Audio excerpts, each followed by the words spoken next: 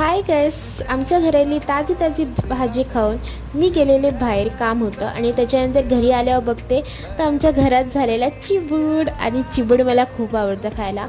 आणि तुमच्याकडे काय बोलता कमेंटमध्ये जरूर सांगा. आणि नंतर माझी खाण्याची पद्धत वेगळी आहे. तर मी ना ते आधी कट करते फुल आणि मग त्याच्यामध्ये दही टाकते.